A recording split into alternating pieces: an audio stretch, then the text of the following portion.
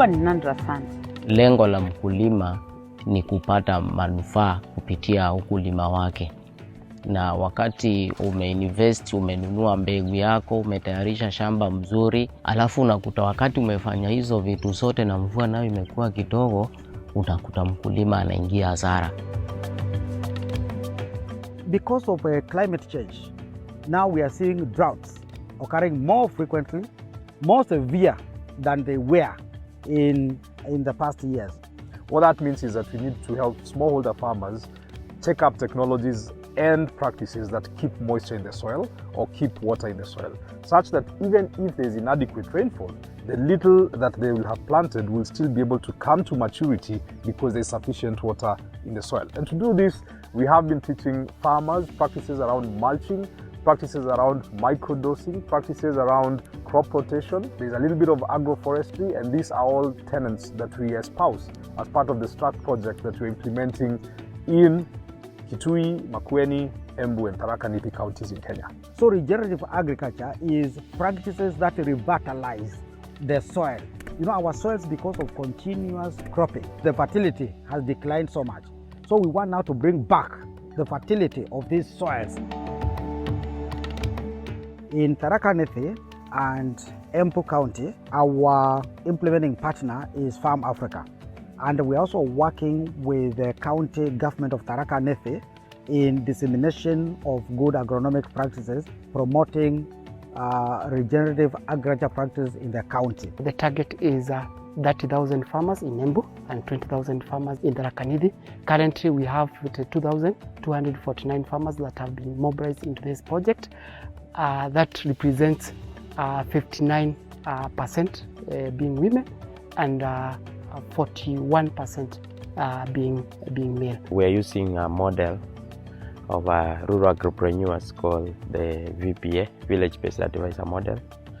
And in these counties, we are working with about 180 VPAs in Makueni and 120 in Kitui. The big challenge in terms of reaching farmers is the low number of extension workers. In Kenya, the average ratio is like 1 to 2,000 farmers. In some counties, you have 1 to 3,000 farmers.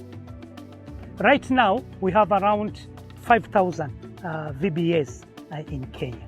So we came with this idea of a VBA who is a community member, who is a farmer, and participatory selected by the community. So once these VBAs are selected, they are trained by our implementing partners and the county governments. Mimi kama VBA niko na wakulima 150. Tumepewa target na Farm Africa. Kila VBA awe na wakulima 300. Katika huu ukulima, farmers wamesaidika sana. Wamejua mambo ya ukulima wa kisasa, regenerative agriculture. Kwanza walitufundisha mambo ya kuzuia maji katika mashamba yetu. Wakatufundisha pia mambo ya kupimiwa mchanga. Ndiposa ujue kama shamba lako liko sawa ama unaweza ongezea mbolea kiasi gani. Pia wakatufundisha tu ile mambo ya post harvest au to store heat. Tumefundishwa mambo ya nzepits, terracing, ya kupanda spacing, mambo ya minimum tillage, crop rotation. Ukiweka hizo vizuri sana, mazao yako itaongezeka kwa sababu umepata certified seeds. Unaweka mbolea ile inastahili wakati unastahili na ile kiwango inatakikana. Ukishaweka hivyo, kombea na mbeleni unakuta hata kama ekari moja mtu angetoa hata ngunia moja. Tuseme kama last year nilikuwa nimelima 175 bags of sorghum, nikauza 70 kgs, nikauza na 56 shillings, nikapata 8,000. Kitambo kama shamba la eka moja kwa unaweza pata hata ngunia moja, lakini wakati huu tuseme eka moja ninapata ngunia kuanzia 4.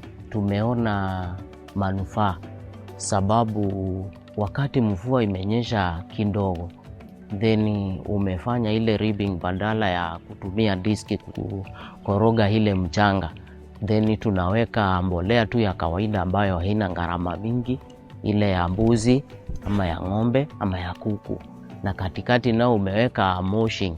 So unakuta hata kama mvua ni kidogo tunapata manufaa.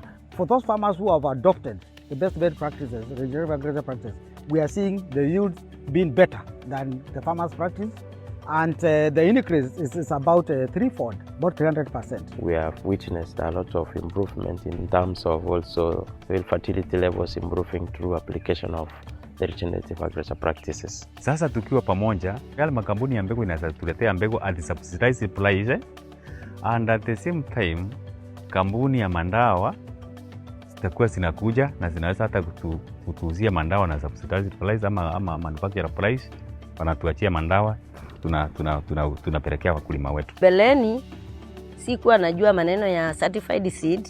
Kulikuwa ile chakula tunatoa shambani, sasa hiyo chakula ndio tulikuwa tunapeleka kwa shamba tena. Kama mbegu tukaanza kuerefuka sasa, wakulima wale watu walikuwa wanalima eka moja. Sasa mtu akaanza kuongeza, akaanza kulima hata kama eka 4, 5 hivyo akienda hivyo. There are also village-based advisors who are aggregating the produce of the farmers, and then we have an off-taker who comes to buy.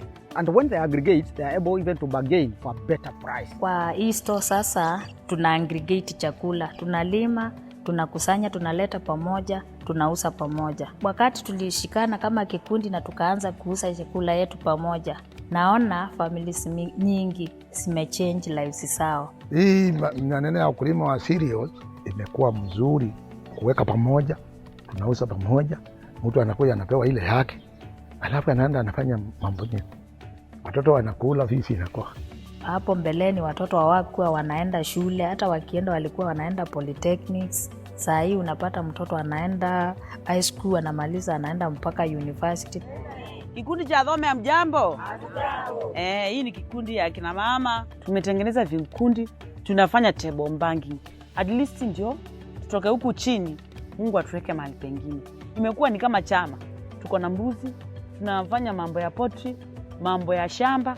Kupitia kwa huu kulima nimepata pesa mpaka nikafungua agropet. Huu kulima wangu umenisaidia sana, umeniwezesha kusomesha mtoto wangu, imeniwezesha pia kununua mifugo. Nimetoka kwa nyumba ya mbao nikajenga ile ya matofali, na pia niko na shamba yenye nilinunua na kutoka kwa ukulima tu.